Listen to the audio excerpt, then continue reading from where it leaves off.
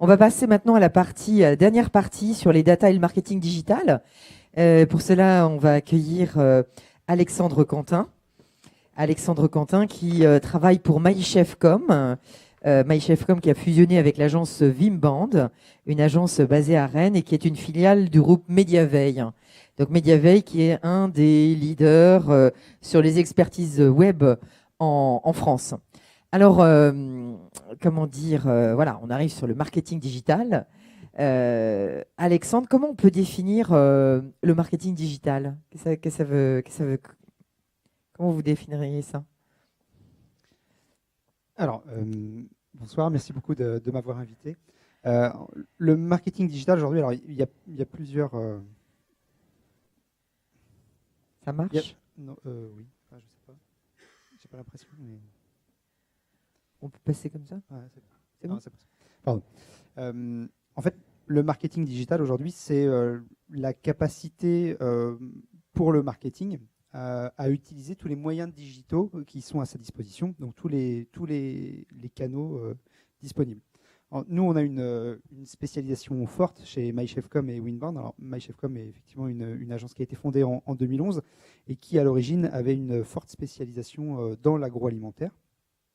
Donc, on a travaillé avec pas mal de belles références locales, mais aussi nationales. C'est encore le cas aujourd'hui. On s'est un petit peu élargi en termes de secteur d'activité. Parce qu'en fait, on a pris le pas, il y a quelques années maintenant, de se spécialiser dans l'inbound marketing. Est-ce qu'on peut définir rapidement ce que c'est que l'inbound marketing? Parce que je suis sûr qu'il y a des gens qui ne savent pas. Justement.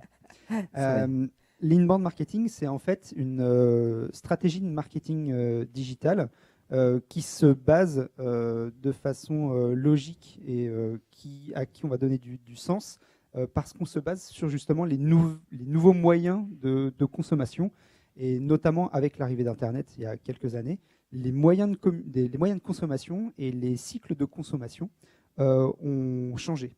D'ailleurs, on est tous concernés, hein, puisqu'on agit tous de la même façon aujourd'hui. C'est qu'on s'informe sur Internet d'abord. Voilà, en fait, je vais effectivement y revenir, puisque Google a donné une définition précise de cette nouvelle étape qu'on va en fait utiliser. C'est-à-dire qu'on avait jusqu'à il y a quelques années, l'habitude de dire que le premier moment de vérité dans l'action d'achat chez le consommateur, c'était au moment où, en gros, il passait à la caisse. C'est-à-dire le moment où il va vraiment faire l'acte d'achat. On a le premier moment de vérité, au moment où on passe à l'achat. Puis un deuxième moment de vérité qui est le moment où on utilise le produit qu'on a acheté. Et le troisième moment de vérité qui était celui où on partageait son expérience. Et en fait, Google a expliqué il y a déjà quelques années qu'en fait, on avait un autre moment de vérité qui apparaissait avant l'acte d'achat, ce qu'on appelle le Zero Moment of Truth, qui est donc la façon dont on va aller faire les recherches et donc on va récolter de l'information voilà, autour du produit ou en tout cas encore avant autour de la problématique qu'on va avoir. Donc, on se renseigne. Voilà. Donc en fait nous en partant de ça il y a quelques années des gens et notamment un marketeur américain qui a expliqué qu'en fait l'arrivée d'Internet et toutes ces nouvelles façons de consommer et le digital en général avait créé chez les consommateurs un besoin de donner la permission pour pouvoir être sollicité. D'accord ? Donc on est rentré dans l'ère qu'on appelle le marketing de permission, qui fait qu'aujourd'hui, si on veut aller solliciter les consommateurs ou ses clients, on a besoin de leur demander leur accord pour pouvoir continuer à les solliciter et à leur présenter les produits et les solutions qui sont sur le marché. Donc en fait, le cycle de vie marketing aujourd'hui et l'inbound marketing se base là-dessus, c'est-à-dire qu'on a besoin de la permission des différentes cibles qu'on va solliciter. Et donc pour ça, plutôt que de pousser les différents messages dans un mode de communication, on va dire assez traditionnel ou assez classique, où on va essayer de toucher sur la masse un maximum de gens, pub, par exemple, de l'affichage, de la pub télé, radio et autres. la promotion des vieux 4P du marketing. C'est ça, de la promotion, on va dire, pure et directe. Classique. Ce qu'on va faire, c'est qu'on va changer son fusil d'épaule et on va essayer plutôt d'être pertinent dans les messages qu'on va vouloir transmettre pour essayer d'attirer à soi les clients plutôt que d'essayer d'aller toucher le mass market et un maximum de gens pour essayer de se dire que dans l'eau, on va toucher les bons. Donc on va tout de suite essayer d'attirer les bons à soi et donc de changer la façon dont on va communiquer, puisque on a aujourd'hui le moyen le plus efficace d'être trouvable. Ce n'est plus seulement d'être présent dans un rayon de GMS ou chez un distributeur, c'est bien d'être présent sur Internet, puisque Internet est complètement intégré à la phase de recherche et d'information des différentes cibles. Donc inbound marketing, marketing de contenu, je recherche de l'information de qualité d'abord avant de... Voilà, donc si je peux proposer, moi la marque, proposer de l'information de qualité, en fait, on voit émerger des e-books par exemple, ou des recherches qui sont faites sur telle ou telle chose. Je ne sais pas, si par exemple on cherche à vendre des produits sans allergènes, montrer des études sur les allergènes ou des choses comme ça peut être intéressant. C'est ça. En fait, ce qu'on va faire, c'est qu'on va au maximum définir les différentes étapes par lesquelles le consommateur, le client va passer. Là, il y a un principe de base dans le parcours d'achat sont les 3 étapes de prise de conscience d'une problématique, considération des solutions qui s'offrent, puis enfin la décision qui va amener à l'acte d'achat. Quand on veut être pertinent dans l'approche, le message qu'on veut transmettre, effectivement, c'est qu'on apporte une solution à une problématique donnée. Mais pour ça, il faut qu'on soit un peu plus, qu'on soit pertinent dans les messages qu'on va vouloir transmettre, parce qu'en fonction de l'état dans lequel se trouve le consommateur, eh bien, il va y avoir différents moyens de le convaincre de passer à l'étape suivante, c'est-à-dire de le faire mûrir dans son choix d'aller acheter ou de se fournir, enfin c'est aussi un consommateur beaucoup plus mature, quoi, beaucoup plus, plus sollicité, beaucoup plus ce qu'on a vu tout à l'heure. Voilà, c'est ce qu'on a vu tout à l'heure, mais c'est exactement ça. On sait aujourd'hui que les consommateurs, enfin tous dans la salle, puisqu'on est tous des consommateurs bien sûr, on est hyper sollicité et on a peu de temps à accorder aux différents messages qu'on nous envoie. Donc plus le message est pertinent et plus il aura d'impact, parce que sinon le message est très vite consommé et très vite oublié. Donc c'est hyper important pour nous d'être présent au bon moment et donc de contextualiser les différents messages qu'on va vouloir transmettre et qu'on va vouloir adresser directement à ses cibles et ses clients. Donc là, on a pour nous, dans notre objectif, il est bien de fournir un message qui va être... alors j'ai un 5 qui s'est mis là mais qui ne devrait pas être là. En fait, on a 3 éléments pour atteindre le contexte idéal. C'est le timing, le comportement et la personnalisation des différents messages. Alors, il faut savoir aussi que, une petite précision, l'inbound marketing et le marketing de contenu aujourd'hui est très intéressant à utiliser dans un schéma de cycle de vente assez long.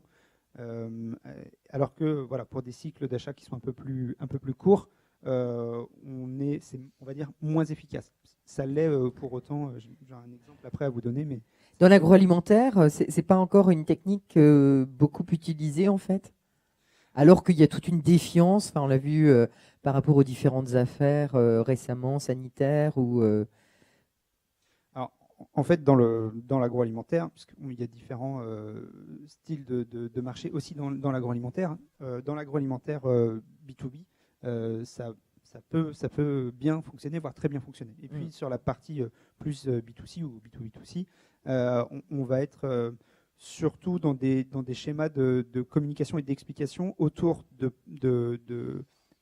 spécialité ou de spécialisation des différents produits. C'est-à-dire quand on va avoir des produits bio ou avec des caractéristiques spécifiques, on va pouvoir écrire, diffuser du contenu autour justement de ces produits qui vont réussir à convaincre une partie de la cible ou du segment qu'on veut atteindre.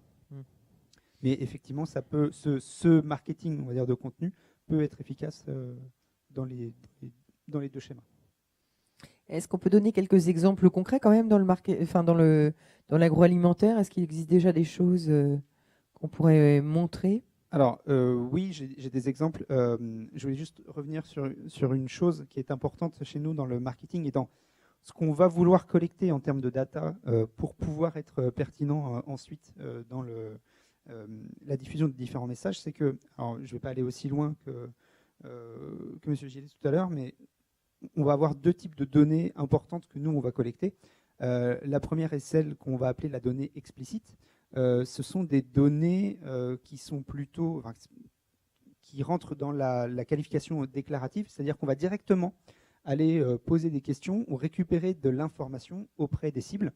Donc les informations démographiques ou même des informations d'usage des produits, potentiellement dans leur quotidien ou dans leur pratique professionnelle quand on est sur plutôt du B2B. Et puis on a la donnée implicite qu'on va appeler plutôt de la donnée comportementale et qui là va être de la qualification objective, puisque c'est en fait la consommation même des contenus ou de l'information qu'on va transmettre qui va nous aider à optimiser les différentes campagnes de communication et les campagnes marketing qu'on va faire par la suite. Je vais donner un exemple très très simple, et on l'a cité tout à l'heure, on parlait de l'exemple de Netflix, que vous connaissez. Aujourd'hui, Netflix développe son système de VOD à la demande et donc les décisions de production de ces contenus en fonction des qualifications objectives et non déclaratives. C'est-à-dire qu'on demande aux utilisateurs ce qu'ils ont envie de voir et on regarde ce qu'ils consomment. Et Netflix choisit la mise en avant et d'ailleurs leur algorithme de proposition de contenu et leur production de contenu en fonction des données et des contenus qui sont consommés et non pas des contenus qui voudraient voir les consommateurs. Oui, parce qu'il y a toujours eu un delta. C'est comme avec la télévision, quand on faisait des enquêtes entre ce que les gens veulent voir et ce qu'ils regardent concrètement quand on va chez eux. Comme dans toutes les opinions sondages. Voilà, c'est très différent. C'est exactement ça. Mm-hmm. En termes, alors je vais arriver effectivement sur certains exemples. Avant, pour vous dire qu'effectivement, on a différents outils aujourd'hui à notre disposition pour pouvoir collecter ces différentes données. Je vous les ai listées assez rapidement.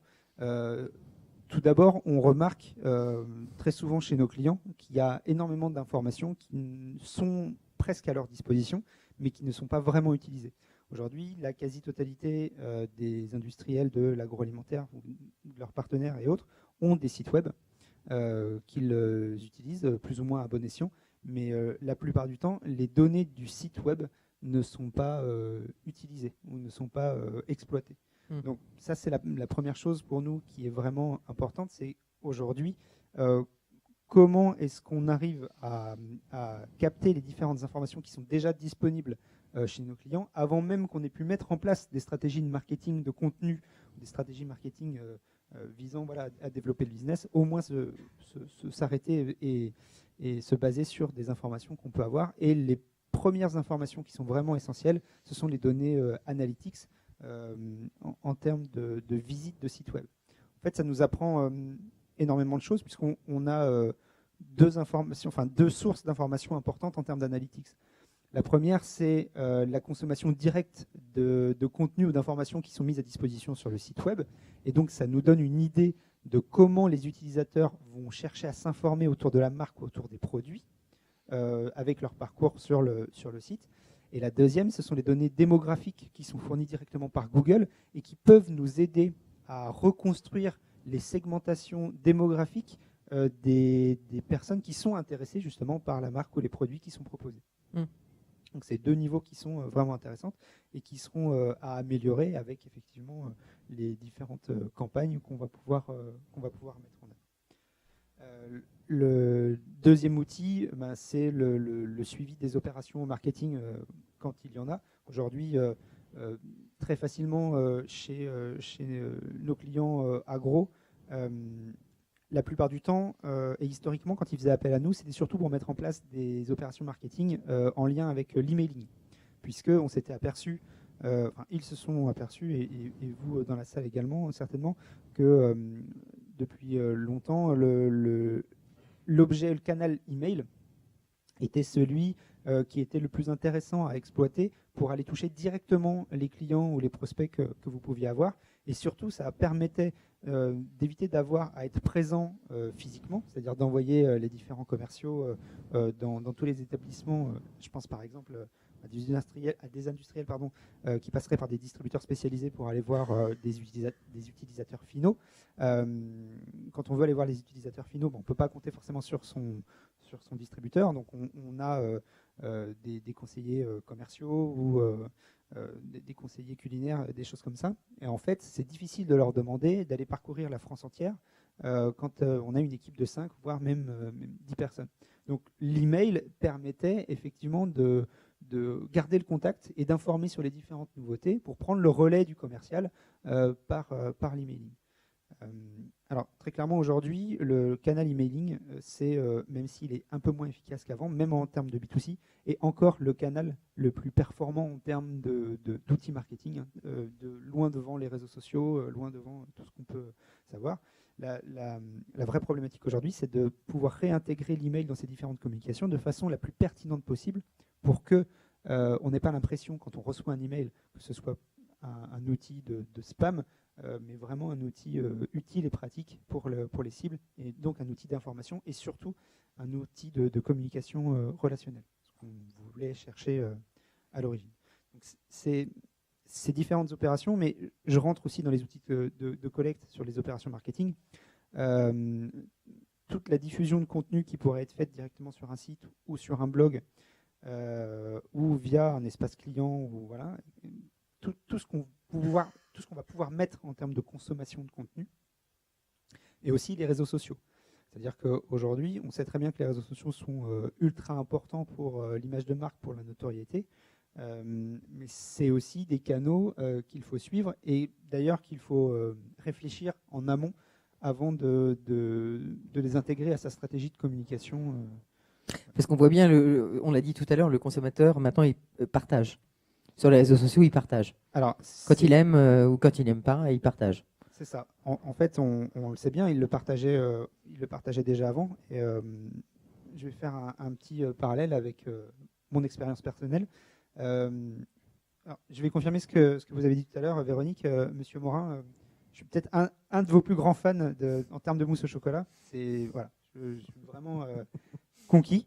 Et en fait, j'ai découvert la mousse au chocolat Marie Morin parce qu'un jour, je mangeais avec des collègues et une collègue me dit « Ah là, c'est vraiment génial, cette mousse au chocolat, elle est vraiment terrible. » Et je me dis « Il faut que je goûte absolument cette mousse au chocolat. » Et je me suis dit ça pendant des semaines, des mois, voire presque des années.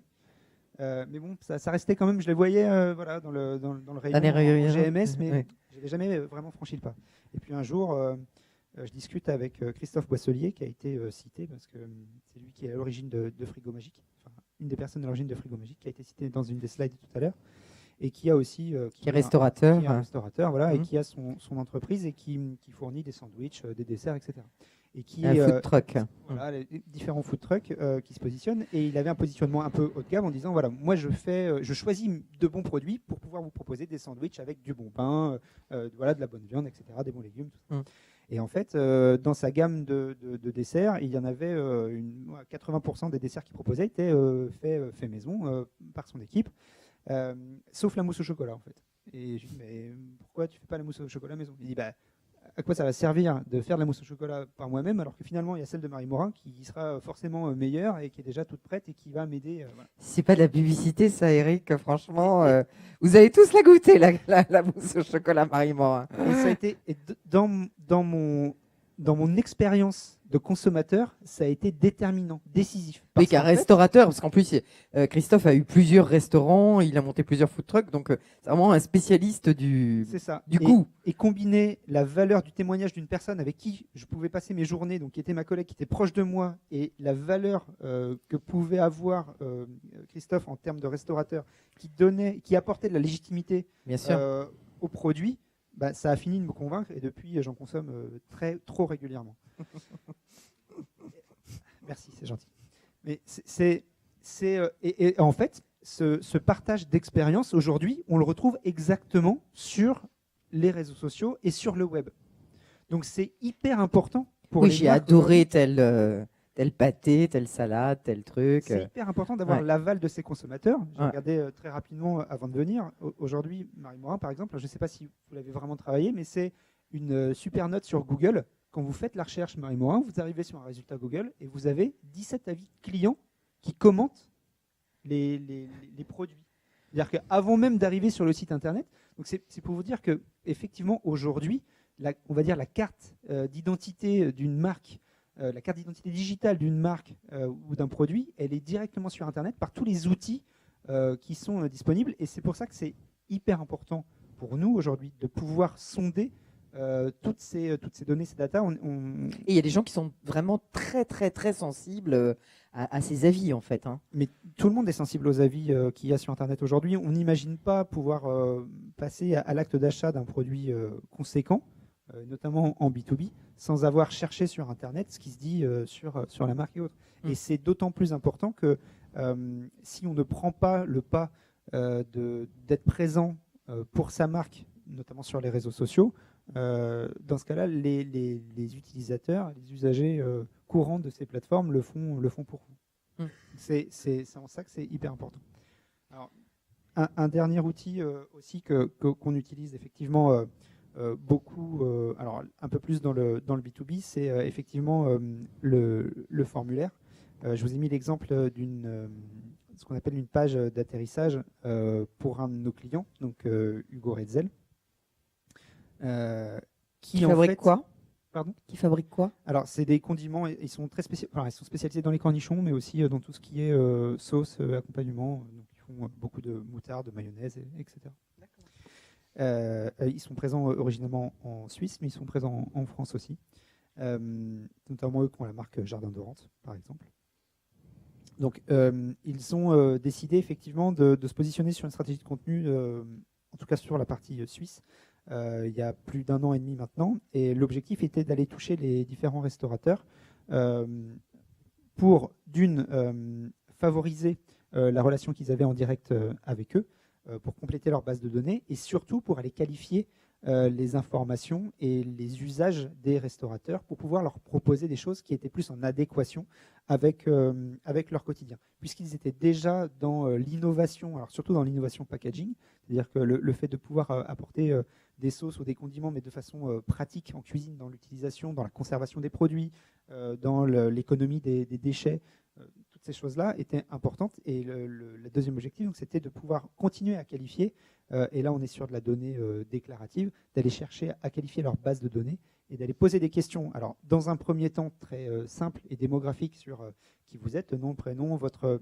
fonction, si vous avez un restaurant et quel type de cuisine vous allez proposer. Puis dans un deuxième temps, l'usage, comment est-ce que vous utilisez nos produits, à quelle fréquence, est-ce qu'il y a des produits que vous n'utilisez plus ou vous aimeriez utiliser. Voilà, on va aller dans différents niveaux de qualification de la donnée, de la data, chez l'utilisateur et donc le consommateur du produit pour pouvoir améliorer par l'optimisation des process de production. La co-création, quoi. On est encore dans la co-création. On est encore dans la co-création, mais on en a parlé depuis le début de l'après-midi. L'humain et la relation et la collecte de la data est vraiment au centre de toutes les stratégies de mise en œuvre à tous les niveaux dans les différentes entreprises.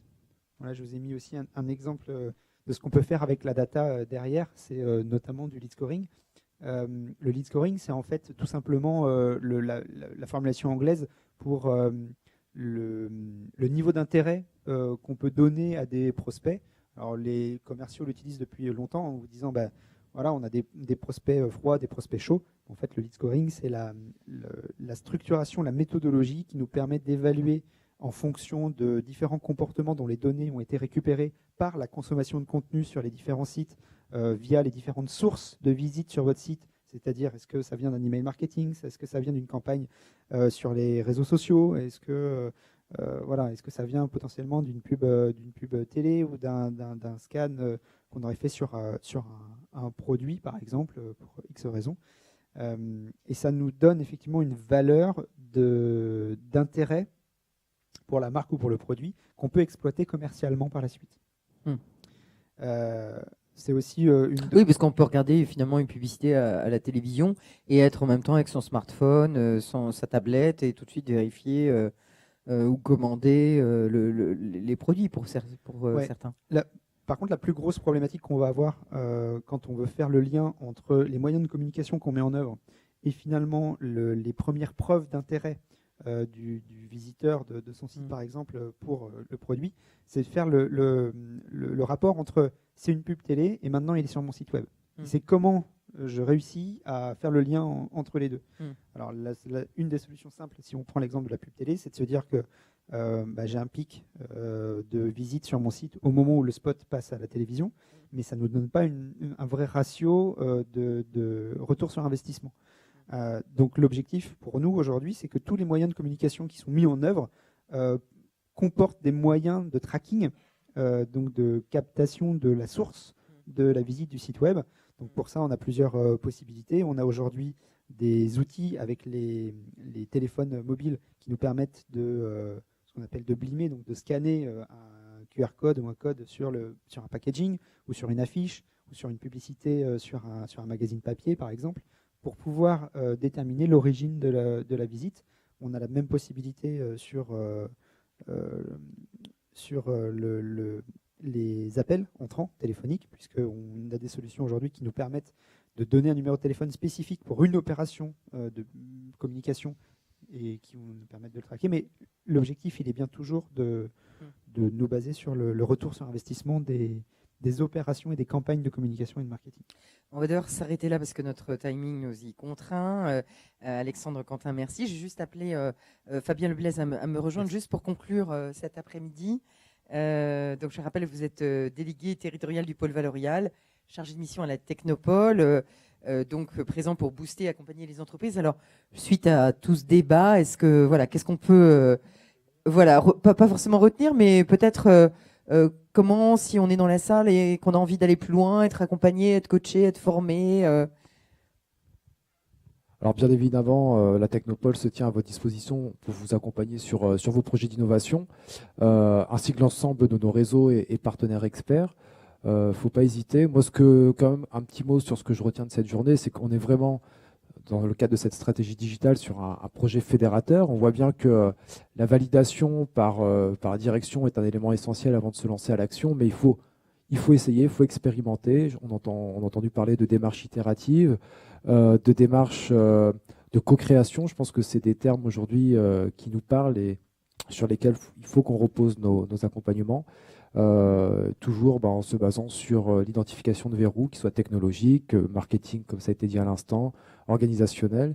Et puis, j'ai envie de dire place à l'action. On se tient à votre disposition et merci à tous. Merci Véronique également pour l'animation de cet après-midi. Et puis je voudrais aussi vous remercier tous, remercier l'ensemble des intervenants, nos partenaires. Et puis tout de même un clin d'œil particulier à mes collègues de la Technopole, Michel Jekel et Fabienne Jolivette, qui ont été les chevilles ouvrières à l'organisation de cet après-midi. Donc merci beaucoup. Merci. Merci aussi à la technique, puisque cette après-midi était filmée, donc vous pourrez la revoir dans 15 jours. Elle sera sur le site de la Technopole et je pense que les slides que vous avez vus aussi seront sur le site. On pourra venir les télécharger. Donc, si vous voulez revoir, parce qu'il y a eu beaucoup de choses de dites, voilà. Donc, merci à Yannick, merci à Blandine, à la technique ici au Palais des Congrès. Merci.